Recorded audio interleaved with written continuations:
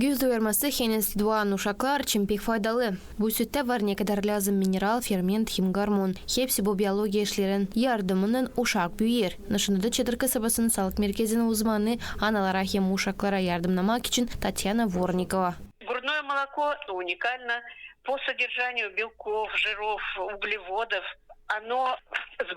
Güz sütü pek unikal protein, uglevod onun var balansı. Da protein hangisi onda var, ayrılır te ondan hangisi var inek sütünde. Hem uşaklara dini yapılı kuru sütte. Hangisi büyün var satılıkta, Moldova'da hem bütün dünyada. İnek sütünde var çok kafein. Hangisi ayrılır güz sütünden.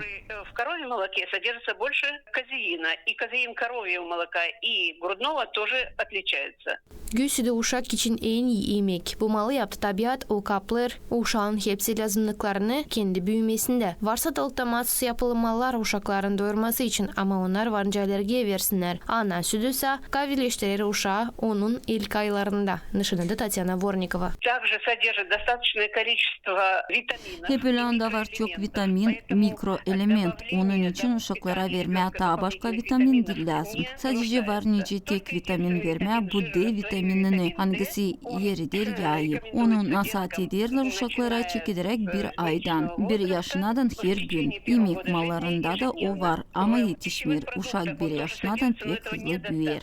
Ребеночек в течение первого года жизни очень бурно растет. Doktor vurguladı, anne lazım doyurma güçlen uşakların mutlaka 6 ay. 1 yaşına da lazım, hem de varınca 2 yaşına kadar doyurma. Uşaklar anglarını büyüderler güç sütünden daha sağlıklı hem kapmarlar türlü hastalıkları. Кроме этого, он еще содержит нейрогормоны, которые благоприятствуют интеллектуальному развитию ребеночка. Доказано, что на естественном вскармливании дети имеют более высокое Bundan kare onda var nörohormonlar angılar iyi belli ederler kendisini uşakların intelektüel ilerlemesinde. Belli olur o uşak hangisi yemedi güç sütünü intelektüel tarafından kalır daha aşağı. Ana sütünü yemenler daha az hastalanırlar karnı hastalıklarından. Onlar daha az virüsleri kapırlar, boğazları acır. Onlar daha az hastalanırlar autoimmün hem duyanlık hastalıklarından daha iyi görürler. Bunlar hepsi bağlı onun imkanı sütünde var faydalı elementler.